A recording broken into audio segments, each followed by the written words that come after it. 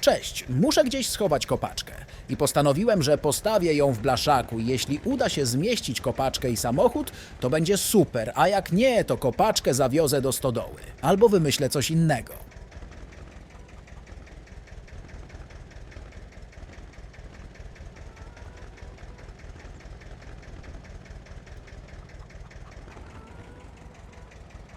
No takiej nie mogę postawić, muszę wjechać jeszcze raz.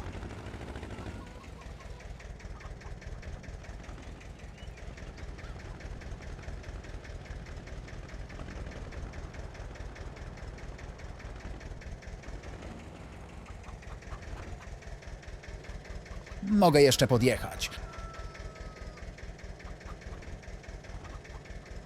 Super, kopaczka stoi przy samej ścianie i obok powinien zmieścić się samochód.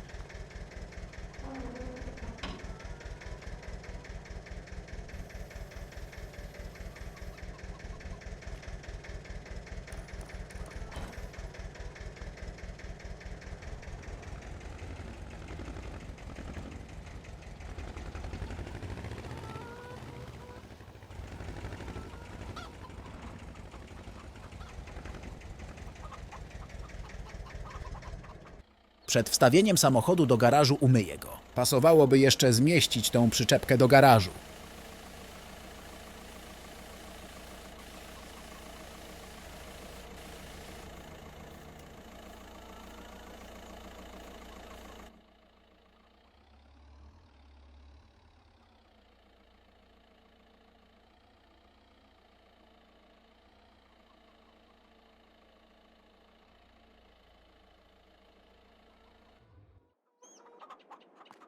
Oj, nie wiem, czy ta przyczepka się tutaj zmieści. Chociaż w sumie z przodu jest jeszcze trochę miejsca i gdybym wjeżdżał kołami między dyszel, to może się uda. A tutaj jest idealne miejsce na sadzarkę i może opryskiwacz albo rozsiewacz. Całkiem spory jest ten garaż. Wcześniej, jak leżały tutaj te worki z nasionami i workownica, to wydawał się mniejszy. Witam kolejnego dnia. Tartak zabrał już całe drewno z mojej działki i dzwonił właściciel tartaku, żebym przyjechał po pieniądze. Taka współpraca bardzo mi się podoba, że ledwo zwieźli drewno i już są pieniądze. Jak kilka odcinków temu robiłem testy, w którym skupie jest najlepsza cena. To czekałem do wczoraj na otrzymanie pieniędzy ze skupu, od którego kupiłem Ursusa. Wiedz, gdybym miał tyle czekać na pieniądze z tartaku, to bym zwariował. Patrzcie, jakie ładne zboże. Jak jeszcze kilka dni będzie ładna pogoda, to trzeba będzie zacząć żniwa. Jak odbiorę pieniądze, to pojadę zobaczyć, jak tam moje zboże.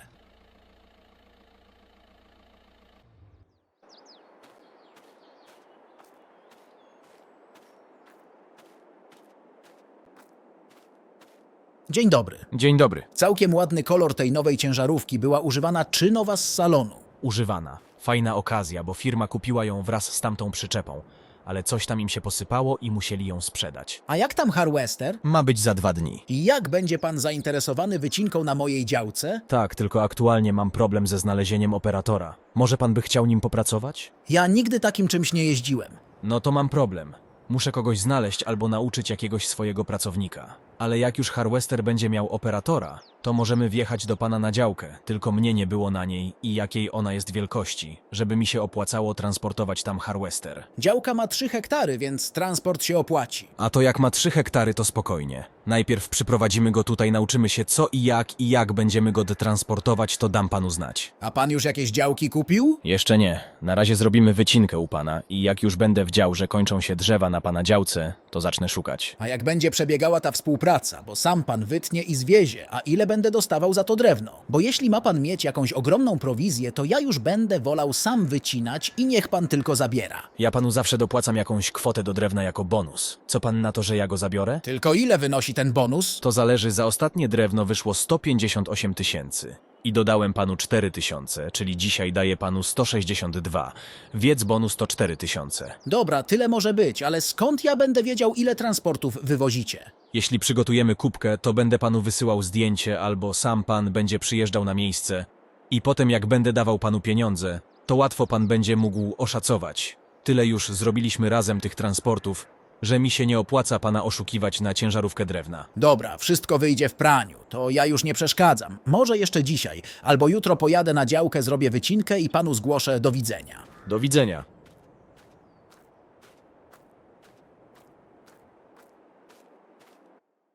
No nie wiem, widzowie, bo trochę mi się nie chce wierzyć, że wszystko będzie dokładnie policzone i że nie będzie jakichś oszustw, więc trzeba to będzie jakoś kontrolować. Macie pomysły, jak mogę to sprawdzać? Bo ja wymyśliłem, że gdzieś na drzewie założę kamerę i może panu, od którego kupiłem działki, zapłacę za kontrolę. Takie dwa pomysły mi wpadły do głowy. A co on to kupił? Klasa? Widzieliście? No ładnie. Ciekawe, jak będzie się sprawował w żniwa, któregoś dnia podjadę do niego i sobie go obejrzę. Nie wiem, czy go widzieliście, ale jeśli tak, to możecie mi powiedzieć, ile taki kombajn kosztuje? Moje zboże też całkiem ładne, chyba trzeba zacząć przygotowywać bizona do żniw. Jadę jeszcze na jedno pole. Tutaj też ładnie. A tutaj co się dzieje? Co ten Marek robi z tym polem? Tak je zostawił nieużywane, zamiast mi je oddać w dzierżawę. Halo, jesteś w domu? Jestem. Dobra, to zaraz u ciebie będę. Jadę do Marka zapytać się, dlaczego on nic nie robi z tym polem. Szkoda, żeby tak leżało nieużywane, bo jak on na nim nic nie robi, to mi się ono przyda.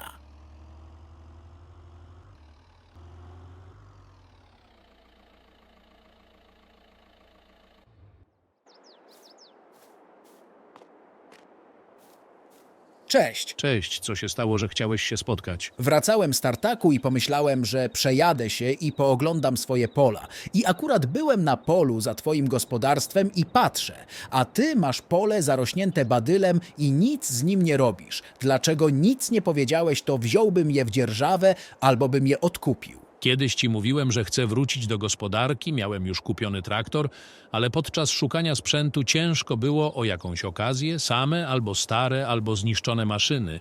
Ale dalej szukałem, aż w końcu czas minął, ja nic nie kupiłem, a pole zostało nieuprawione. Miałem też na nim stawiać tunele, ale za mało czasu. Sprzedać to ci go nie sprzedam, a jak oddam ci teraz w dzierżawę, to i tak nic nie zasiejesz. Co ty też zamierzasz w tunele zainwestować? Tak, w sumie jak będziesz orał albo talerzował po żniwach, to wpadnij do mnie na to pole, ja ci zapłacę. Najlepiej to jakbyś zaorał i potem jakimś kultywatorem przeleciał, żebym miał równe pole, bo po żniwach postawiłbym kilka tuneli. Zresztą chodźmy, przejdziemy się tam. Te kilka tuneli to ile? Najpierw kupię z 4, może 5, jak zostanie jeszcze trochę miejsca, to dokupię, a to pole to fajna sprawa, bo tylko otworzę drzwi w stodole i mogę układać palety. No ty masz tu dużo miejsca. Spokojnie z 7 tuneli tutaj wciśniesz. I fajny magazyn, bo niedaleko do stodoły. Ale ty już jesteś trzecią osobą, która ode mnie się zainspirowała tunelami. Chyba czas, żebym ja z tym skończył, a zaczął z czymś innym. Dlaczego masz z tym kończyć, dopóki są z tego pieniądze? To nie ma co rezygnować. Te 2 tunele, co mam, to sobie je zostawię.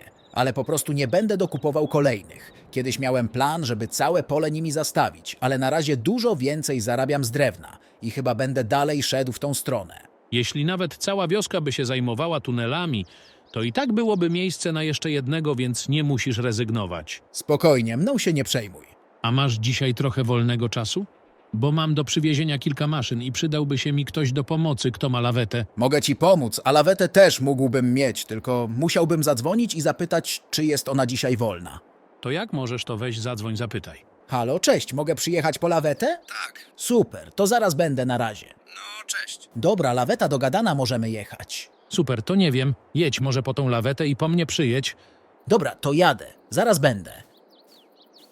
W sumie ciekawe, co to za maszyny. Ma Marek do przywiezienia, może jakieś fajne. To bym sobie coś od niego kupił. Ten International to chyba Tomka. W sumie dawno u niego nie byłem i nie wiem, może go sprzedał mechanikowi albo popsuł się na amen. No ja to chyba odkupię od mechanika tą lawetę. Ja jej częściej używam niż on. Zawsze co jej potrzebuję, to ona jest wolna. Chyba nigdy nie było tak, że zadzwoniłem. I Józek powiedział mi, że mi jej nie pożyczy. Jak go kiedyś spotkam, to się zapytam, czy mi jej nie sprzeda. Tylko ile może być warta taka laweta? Nie widać, żeby była uszkodzona. Jest trochę stara, ale dalej daje radę. To nie wiem, możecie mi napisać, ile mniej więcej taka laweta może kosztować.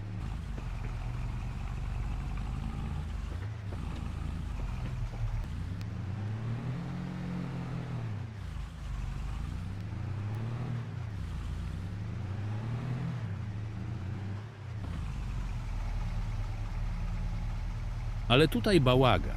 Nie narzekaj, to jest laweta, a nie limuzyna. Wszystko musi być pod ręką, bo nie wiadomo, co się może przydać. Dobra, gdzie jedziemy? Jedź cały czas prosto, aż do następnej wioski i potem w prawo. A coś ty za sprzęt kupił? Oj, kupiłem stare gospodarstwo i tam leżały jakieś maszyny, to przywiozę je do siebie, odmaluję i sprzedam. A po co ci stare gospodarstwo? Ma chociaż jakieś duże budynki. Stoi tam mały domek, jakaś szopa i stara ceglana stodoła. Wezmę, wytnę krzaki, rozbiorę płot i zobaczę co dalej, albo zrównam wszystkie budynki z ziemią i sprzedam komuś pod budowę domu, albo nie wiem. Czyli w ciemno kupiłeś? Nie no, w ciemno to nie, ale cena była śmieszna, a tam oprócz tego gospodarstwa jest jeszcze łąka. Aha, czyli po prostu dela samego terenu kupiłeś. Tak, a gdybyś chciał, to tą łąkę możesz sobie kosić.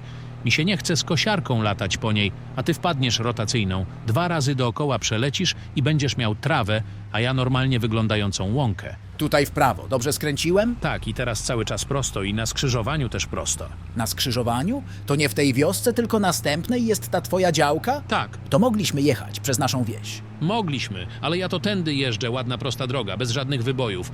A ja to jak jadę przez wioskę, to potem, tam na tym przejeździe, w krzakach, jest taki wybój. I ja o nim zawsze zapominam i wolę jeździć tą drogą. No jest, ale mi to się nie opłaca. Jechać w prawo z mojego gospodarstwa, bo to bym robił duże kółko. Oto tutaj. Chyba nieopłacalny dom do remontu. Ja to wolałbym wszystko zburzyć. Jeszcze gdyby on był trochę większy, to może okej, ale on jest taki mały, że to bez sensu. No ta, Tam widzę, że stoją jakieś maszyny. to podjedź do nich tyłem.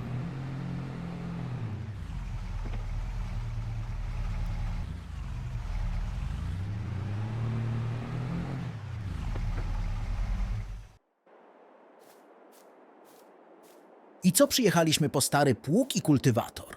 W środku stoi jeszcze siewnik i rower. A z tyłu w krzakach leżą brony.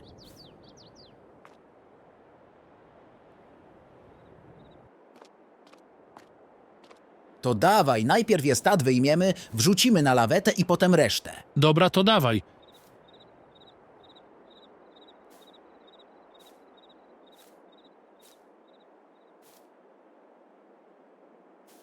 I tobie się to opłaca naprawiać? A dlaczego nie?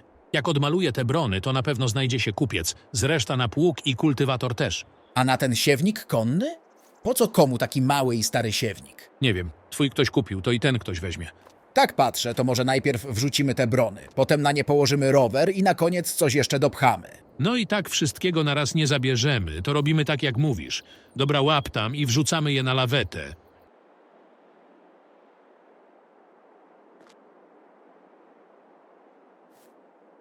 Ło kurna, trzymasz tam? Tak, już są na lawecie. Dobra, dawaj je jeszcze poprawimy. Można było tu Ursułem z turem i przyczepami przyjechać, to za jednym razem byśmy to załadowali. Nie marudź. To co jeszcze kultywator na sam tył wrzucimy? Tak, podjeżdżaj pod niego, a ja wrzucę rower.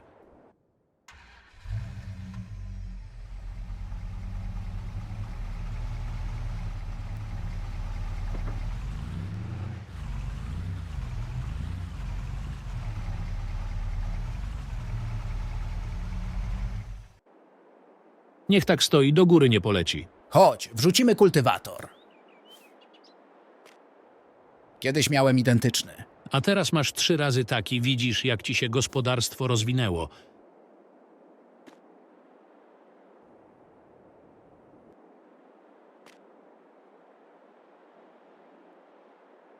I jest, na styk się mieści. Może nie poleci, co? Gdzie tam? Ja będę patrzył. Spróbuję go jeszcze trochę dosunąć, bo za bardzo jest na krawędzi. O i teraz trochę lepiej. Ale przeżywasz, nic nie spadnie, dawaj, jedziemy. A gdzie ci się tak nagle śpieszy? Zobacz, że się zachmarza, zaraz będzie deszcz padał. A co ty z cukru jesteś? Kilka kropelek deszczu nic ci nie zrobi. Tylko chudź potem po mokrej lawecie z takim pługiem, gdzieś się pośliźnij i wtedy bieda będzie. Spokojnie, szybko to rozładujemy i potem nawet jeśli będzie padać, to powoli załadujemy resztę. Mi się nigdzie nie śpieszy. Oj, już zaczęło padać. Bo wykrakałeś. Nie miałeś gdzie się patrzeć tylko na niebo i wymyślać jakieś deszcze. Ty zamiast rolnikiem, to meteorologiem powinieneś zostać. Tam, o widzisz, tutaj jest ta górka na drodze, ja nie wiem, jak oni ten asfalt kładli, że tu takie coś zrobili. Nie wiem i ja, ale ja to już myślałem, żeby jeszcze w tym tygodniu zacząć żniwa, a tu deszcz. Trzeba będzie kilka dni poczekać. Zależy ile będzie padać, bo jak to tylko chwilowe, to zaraz słońce wyjdzie i wyschnie, a jak będzie lało z 2 dni, to będziesz musiał się wstrzymać. A co ty na to, żebym ja sobie taką lawetę kupił? Jak masz pieniądze, to kupuj. Ja często mam coś do przewiezienia. To zamiast płacić obcemu, to tobie dałbym zarobić. Ostatnio to i ja co chwila coś przewożę, tylko nie wiem, czy może tą odkupić, czy coś innego znaleźć. Dobrze, gdyby jeszcze była dodatkowa przyczepka. To za jednym przejazdem więcej rzeczy można by było przewieźć. Oto to, nie musielibyśmy dzisiaj drugiego kursu robić, tylko wszystko naraz byśmy załadowali. Widziałeś, jaki kombajn mój sąsiad z naprzeciwka sobie kupił? No, klasa Dominatora, on już u niego z tydzień chyba stoi, widziałem jak nim przyjechał. To już taki fajniejszy kombajn niż Bizon, nie? Jak będę go gdzieś widział, to podejdę i obejrzę. Wiadomo, on w tamtym bizonie to nawet kabiny nie miał. Gdzie to rozładowywujemy? W stodole, tylko ja wysiądę, otworzę wieżę i wiedziesz. Dobra.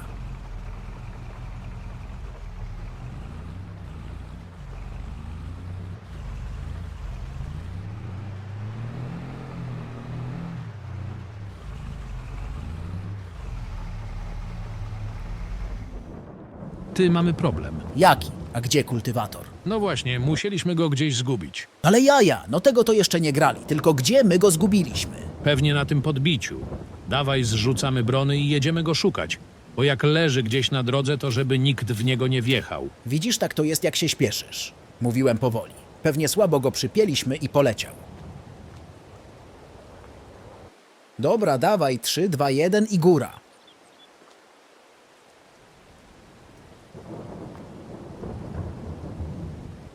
Wsiadaj, jedziemy szukać kultywatora. Trzeba się dokładnie rozglądać, bo to nie wiadomo, gdzie mógł polecieć. Jedź od razu na to podbicie, tam na 100% leży. Ale i tak się rozglądaj, bo co jeśli na tym podbiciu się zruszył, a na jakimś zakręcie spadł, nawet na prostej drodze mógł polecieć. Będę się rozglądał, ale i tak mówię ci, że tam leży. Jak poleciał gdzieś na pobocze, to pół biedy. Najgorzej jak spadł i leży na środku drogi. No a on jest zielony, to może się wydawać, że to jakaś gałązka. A na dodatek pada deszcz, to tez widoczność jest słaba. Daj pan spokój. Tu go nigdzie nie ma, jedz dalej. Wolę się upewnić, bo to nigdy nie wiadomo. Gdzieś tutaj w te krzaki mógł wpaść. Gdzie tam, jedź dalej. Teraz się dokładnie rozglądaj. Gdzieś tutaj na pewno leży. Na razie nic nie widzę.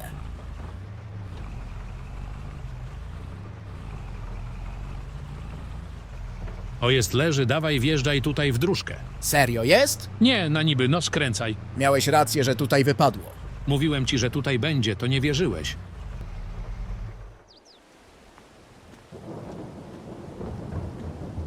Patrz, leży nasza zguba. No leży. Całe szczęście, że na poboczu, a nie na środku drogi. Ktoś jedzie. Czekaj, schowam się. Bo sąsiad pojechał. Ale wstyd, a on u mnie wczoraj był oglądać tura. Dawaj, wyciągamy go, póki nikt nie jedzie. To on chce kupić od ciebie mojego tura? Tak, ostatnio gdzieś kupił mocowania i był u mnie zapytać, czy czegoś nie mam, to mu ten twój pokazałem i mówił mi, że za 2 dni ma po niego przyjechać. To jutro będzie się pytam, co my to we dwóch w krzakach robiliśmy. Powiesz mu, że sraliśmy na łonie natury. Tana zamiast pojechać do domu, to woleliśmy w krzakach. I to na dodatek we dwóch. To chyba mniejszy wstyd, niż powiedzieć, że jechaliśmy i zgubiliśmy kultywator. No nie wiem. Weź go teraz dobrze, przypnij, żeby nie było powtórki z rozrywki. Teraz nie poleci. Dobra, wsiadaj. Jedziemy po resztę gratów. Ty może nas nie rozpoznał. Nie wiem, w sumie nikt u nas we wsi nie ma takiej lawety. To sobie pomyśli, że to mechanik coś tutaj odwalał. Może tak, abyśmy go teraz nigdzie nie mijali. Nie poleci ten siewnik? Gdzie tam, dobrze go przypnę pasami i się będzie trzymał. Teraz to się boisz. Wcześniej trzeba było uważać. Podjeżdżaj pod pług i wracamy do domu.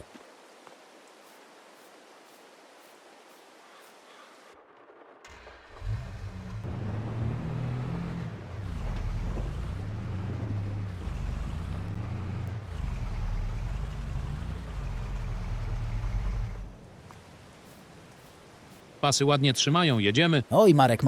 Wszystko zabraliśmy? Tak, wszystko. Tylko tym razem niczego nie zgubmy i będzie super. Nie, teraz będę się oglądał. Gdzieś to już słyszałem. Oj, wcześniej mnie zagadałeś i tyle, a teraz skupiam się na ładunku. A jeszcze mi się przypomniało, chcesz kupić pole? No chcę. To jedź prosto. A duże? Zaraz zobaczysz, ono tutaj niedaleko jest. Zwolnij, zaraz po lewej stronie będzie. To jest to? Tak fajny, długi kawałek. No całkiem fajny. Nie chce mi się wysiadać i chodzić w ten deszcz, a to po prawej to czyje? Może też będzie moje, ale no 18 000 i jest twoje. Dam 16. W ramach podziękowania za pomoc w przywiezieniu niech będzie 16. I super, to potem dam ci pieniądze. Tylko to po prawej. Jak będzie twoje, to też daj mi znać, ja je kupię. Nie ma problemu. Wszystko już na gospodarstwie, to co nie pozostało mi nic innego jak brać się za odnawianie. W takim razie nie przeszkadzam. Jadę odstawić lawetę i potem przywiozę ci pieniądze za pole. To do potem.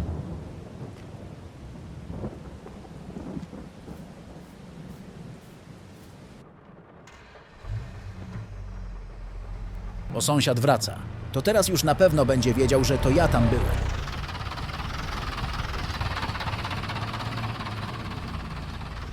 No nic,